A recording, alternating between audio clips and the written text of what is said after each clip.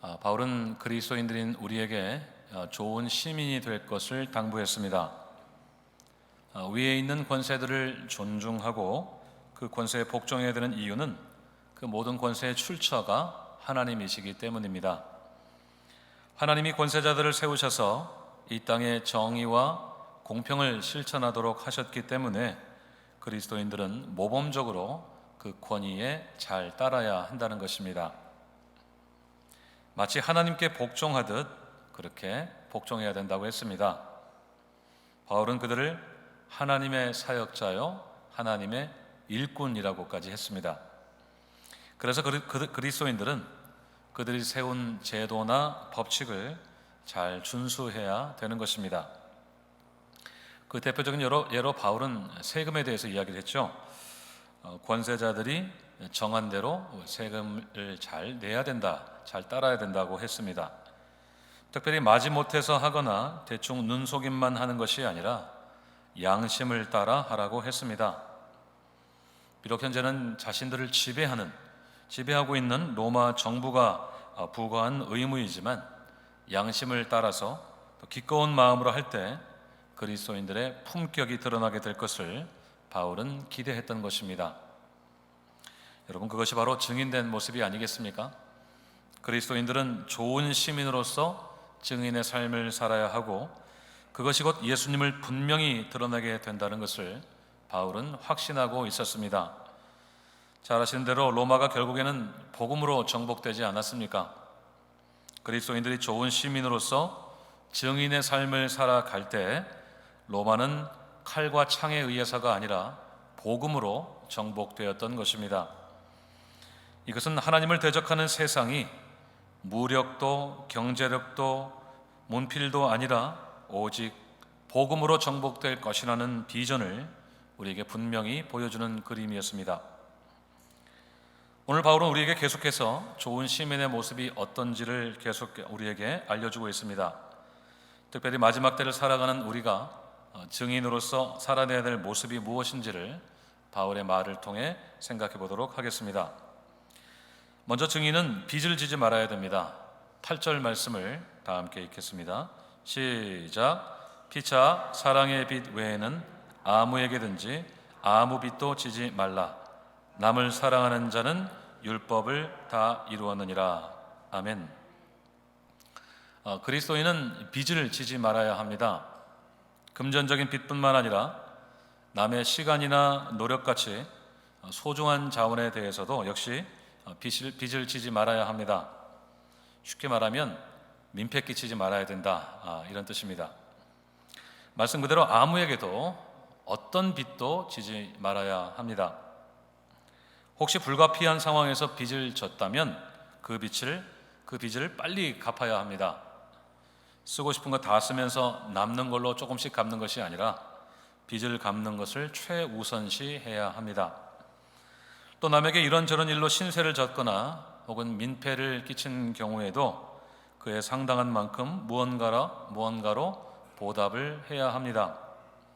상대방이 기쁜 마음으로 나를 섬겨 주었더라도 내가 섬길 수 있는 것이라면 어떤 것이 되었든지 그것을 가지고 섬길 수 있어야 합니다. 그런데 바울이 예외를 두고 있는 것이 하나 있습니다. 어떤 빚을 허용하고 있습니까? 8절을 다시 보시면 사랑의 빚을 허용하고 있습니다. 사랑의 빚 외에는 다른 빚을 지지 말라고 했습니다. 그러니까 사랑의 빚을 허용하는 것이죠. 그런데 이 말은 상대방이 나를 사랑하는 마음으로 무언가를 베풀거나 빌려줬을 때 그냥 받거나 빚져도 된다는 뜻이 아닙니다.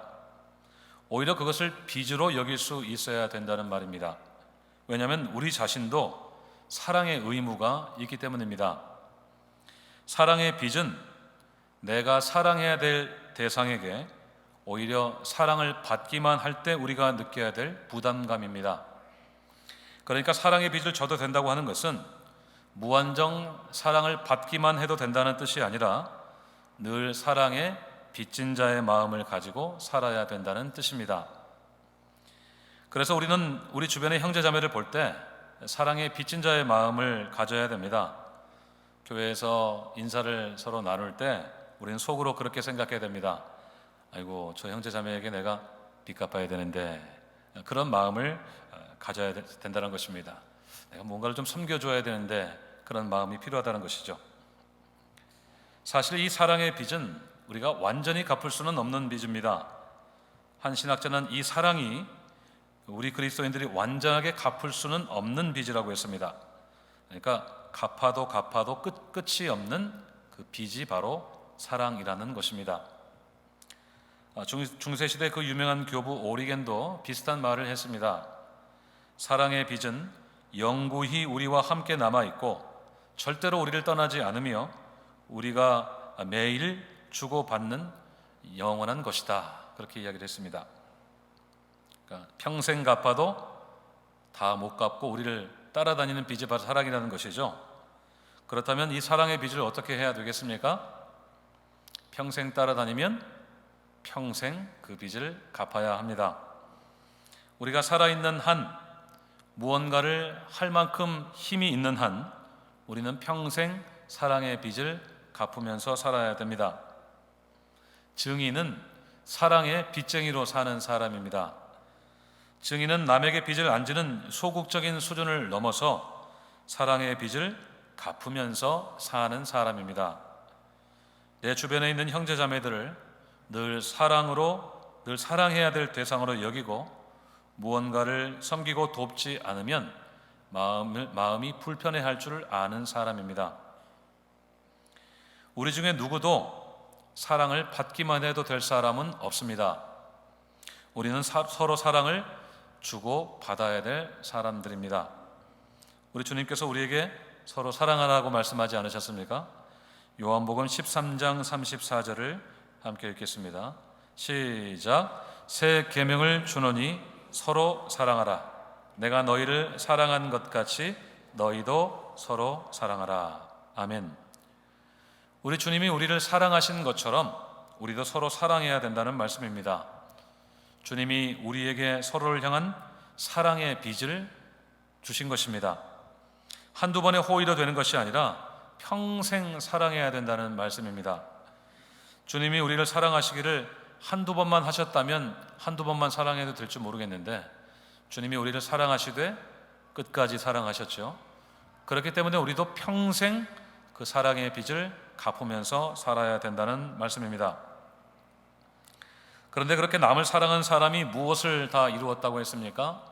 8절을 다시 보시면 율법을 다 이루었다 이렇게 말씀하고 있습니다.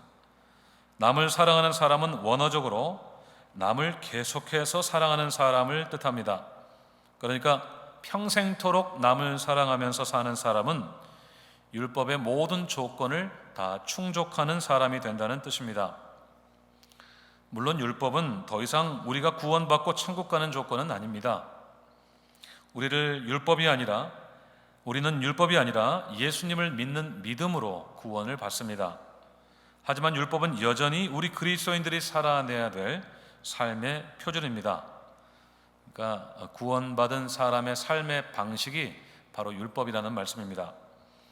그런 면에서 우리가 평생 사랑의 빚을 갚으며 사는 것은 우리가 살아내야 될 삶의 모습을 가장 잘 설명해 주는 말이라고 할 수 있습니다. 우리는 서로 사랑의 빚을 갚으며 살 때 가장 그리스도인답게 살 수 있습니다. 결국 증인은 사랑의 빚진 자로 사는 사람입니다. 가장 그리스도인답게 사는 것이 바로 증인의 정체성이고 그 증인은 사랑의 빚을 갚으면서 사는 사람인 것입니다. 우리 주님이 그 본을 우리에게 보여주지 않으셨습니까? 복음의 최초의 증인이시고 복음 자체이신 예수님은 사람을 사랑하는 것으로 율법을 완성하셨습니다. 그분이 이 땅에서 행하신 모든 일들은 사랑으로 설명될 수 있습니다. 사랑은 하나님이신 예수님이 인간의 몸을 입으시게 했고 죄인을 먼저 찾아오시게 했습니다. 소외된 자, 가난한 자, 몸과 영혼이 병든 자, 부정한 자, 슬픔 당한 자, 손가락질 받는 자, 절망에 빠진 자, 자기 자신의 모순에 빠진 자를 찾아오신 주님은 끝까지 그들을 사랑하시되 조금도 변함없이 그들을 사랑해 주셨습니다. 주님의 그 사랑은 죄인들을 위해서 십자가에 죽으시는 것으로 확증되었습니다. 십자가는 율법의 모든 조건을 충족하는 주님의 사랑의 결정체였습니다. 세상을 사랑하신 주님의 사랑이 결국 율법을 다 이루신 것입니다. 사랑하는 여러분, 항상 빚진 자로 사시기를 바랍니다. 형제 자매를 사랑하는 일을 평생의 사명으로 여기시기를 바랍니다. 그리고 우리의 주변의 이웃들도 사랑하시기 바랍니다. 옆집 사는 안 믿는 이웃에게도 사랑의 빚진 자의 마음으로 사랑하고 섬겨주실 수 있기를 바랍니다. 이 복음의 가장 강력한 증거가 바로 사랑이 아니겠습니까? 복음 그 자체이신 예수님의 삶과 사역과 성품을 한마디로 요약하면 사랑이기 때문에 사랑할 때 복음이 증거되는 것을 꼭 기억하시기를 바랍니다. 증인은 복음의 빚진 자임과 동시에 사랑의 빚진 자인 것을 꼭 잊지 마시기를 바랍니다. 9절 말씀도 보십시오. 10계명의 계명들을 인용하고 있는데요, 사람과 사람 사이의 관계를 다루는 5계명 이하의 6계명들 가운데 4계명을 인용하고 있습니다. 간음, 살인, 도둑질, 탐내지 말라고 하는 그 계명을 포함한 모든 계명이 내 이웃을 내 자신과 같이 사랑하라 하신 그 말씀 가운데 다 들었다고 했습니다. 이게 무슨 말입니까? 이 6계명 모두가 단 한 계명으로 압축된다는 것입니다. 내 이웃을 내 몸과 같이, 내 자신과 같이 사랑하라. 사랑의 마음이 있는 사람은 어떤 경우에도 이웃에게 죄를 짓지 않습니다. 사랑은 간음하지 않고 살인하지 않고 도둑질도 거짓 증거도 탐내지도 않습니다. 그래서 10절에서 이렇게 말했습니다. 사랑은 이웃에게 악을 행하지 아니하나니 그러므로 사랑은 율법의 완성이니라. 아멘. 10계명이 그만 악을 피하는 것으로 사랑을 실천할 때 그것이 곧 10계명적인 삶이 되고 결국 10계명이 대표하는 율법을 완성하는 것이 된다는 뜻입니다. 우리의 삶이 다하는 그 순간까지 사랑의 빚진 자로 살아갈 때 주님의 복음이 우리를 통해 막힘없이 흘러가는 은혜가 있으시기를 주님의 이름으로 축원드립니다. 두 번째로 바울은 지금이 어느 때인지를 우리에게 말해주고 있습니다. 11절 말씀을 같이 읽겠습니다. 11절 시작.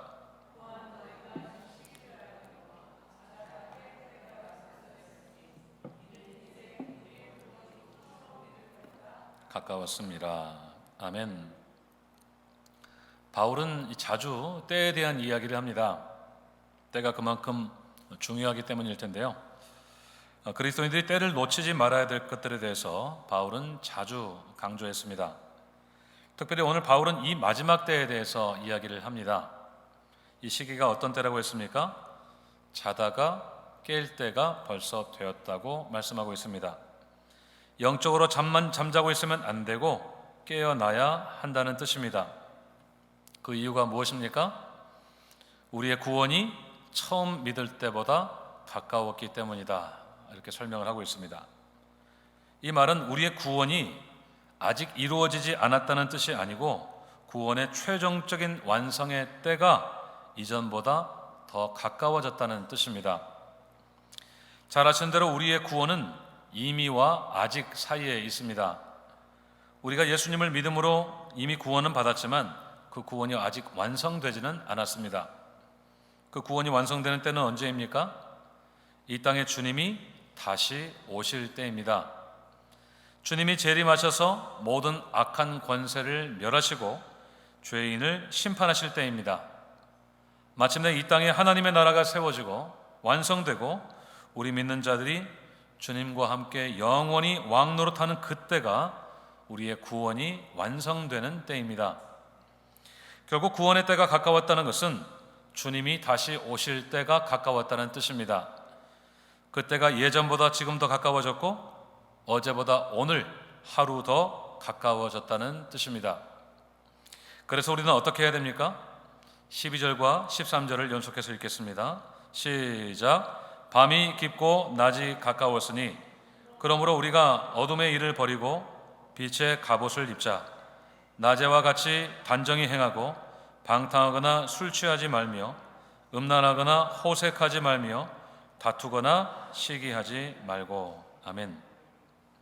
밤이 깊고 낮이 가까웠기 때문에, 다시 말해서 어둠의 시간이 절정에 달해서 이제는 곧 낮이 올 때가 되었기 때문에 어둠의 일을 버리고 빛의 갑옷을 입어야 된다는 것입니다.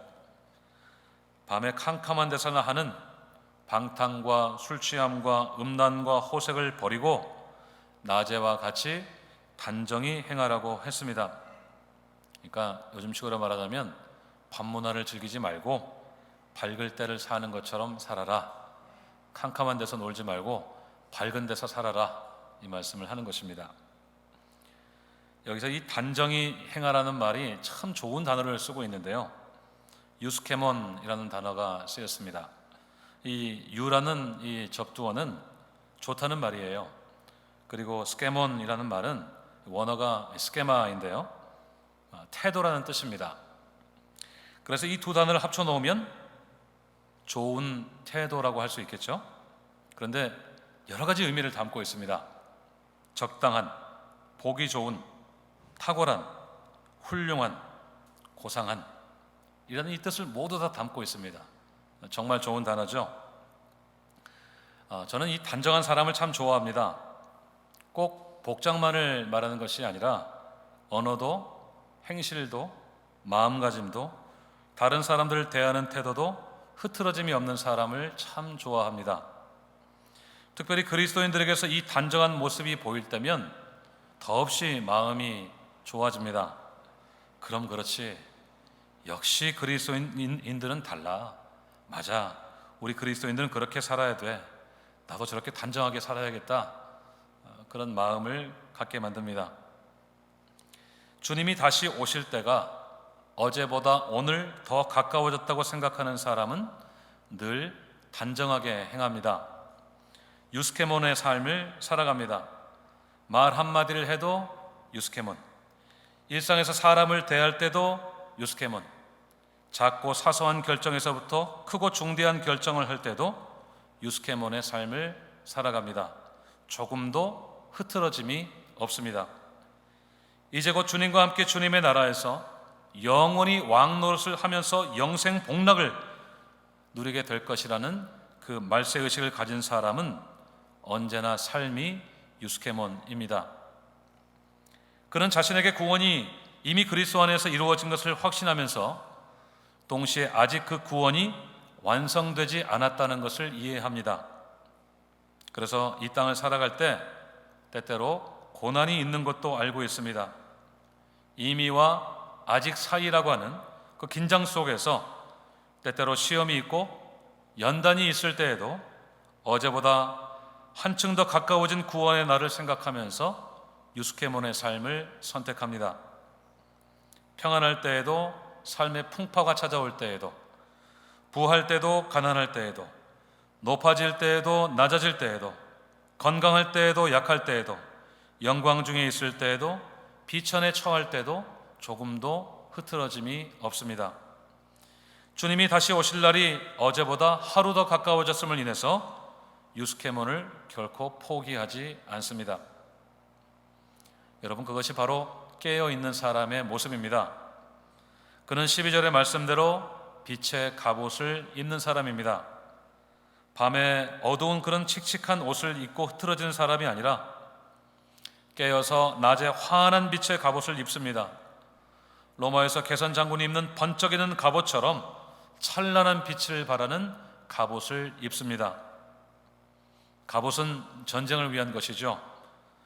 늘 깨어서 단정히 행하는 사람은 언제든 영적 전쟁터의 한복판에 뛰어들 수 있는 준비가 되어 있는 사람입니다. 지난주에 사도행전 4장의 말씀대로 악한 권세에 대적해서 언제든 대응할 준비가 되어 있는 사람입니다. 늘 깨어있는 주의 형제 자매들과 함께 한마음 한뜻으로 힘을 모아 싸우는 사람입니다.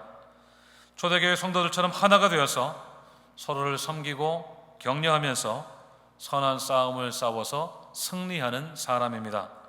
그래서 빛의 갑옷을 입고 승리의 면류관을 받아 누리는 사람입니다.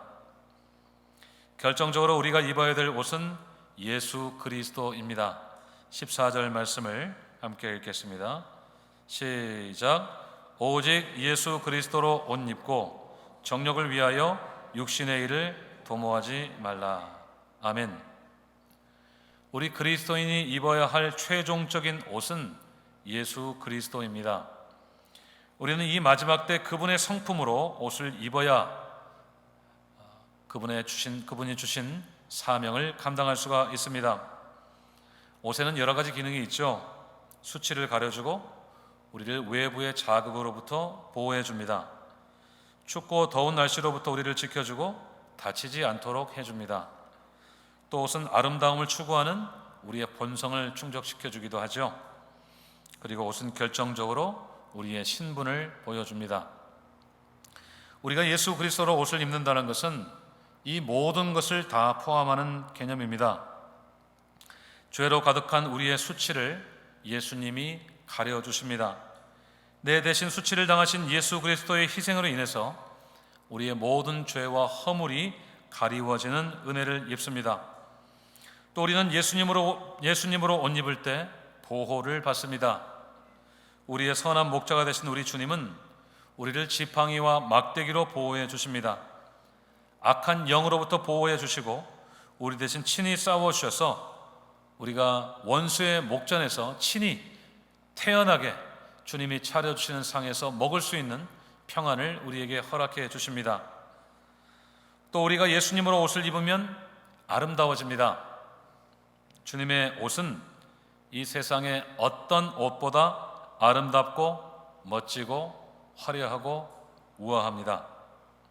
제 아무리 비싼 옷과 가방과 화장으로 꾸며도 예수님으로 옷 입지 않으면 결코 아름답지 않습니다. 예수님은 이 세상 어떤 것보다 누구보다 아름다우신 분이시기 때문입니다.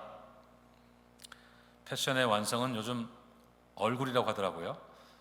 그런데 예수님으로 옷을 입는 사람은 얼굴에 예수님이 드러나게 되어 있습니다. 비싼 옷을 입지 않아도, 비싼 화장을 하지 않아도, 명품 가방을 들지 않아도 예수님이 얼굴에 드러나는 사람은 누구보다도 더 아름다운 사람입니다. 그리고 결정적으로 우리가 주님으로 옷을 입을 때 우리는 진정한 그리스도인으로 드러날 수 있습니다. 특별히 주님의 성품으로 옷 입을 때 그렇습니다. 온유하고 겸손하신 주님의 성품으로 옷을 입으면 우리는 주님을 보여주는 사람들이 됩니다. 그리고 결정적으로 우리가 주님의 사랑으로 옷을 입으면 증인이 됩니다. 옥스라고 하는 신학자는 이렇게 말했습니다. 사랑은 예수 그리스도를 세상에 나타낼 수 있는 가장 구체적인 모습이다. 앞에서 말씀드린 대로 우리가 사랑의 빚진 자로 살되 예수님의 사랑을 옷 입고 그 사랑의 빚을 갚을 때 우리는 예수의 증인으로 살 수가 있습니다. 초대교회 성도들이 복음을 듣고 은혜를 받아서 한 마음과 한 뜻이 되었던 때를 기억해 보십시오.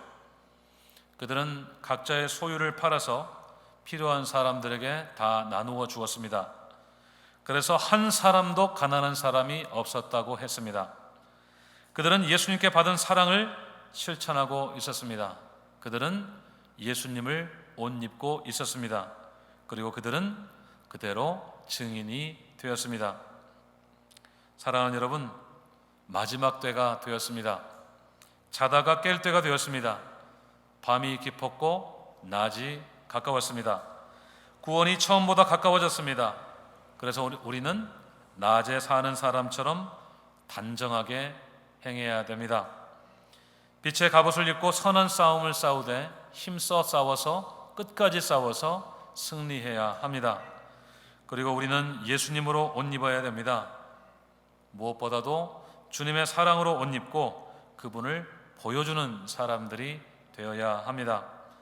주 예수 그리스도를 옷 입고 그분의 사랑을 보여줄 때 우리는 증인의 삶을 살게 될 것입니다. 우리 모두 어제보다 가까워진 구원의 날을 사모하면서 예수 그리스도로 옷 입는 증인의 삶을 사시기를 주님의 이름으로 축원드립니다. 기도하겠습니다.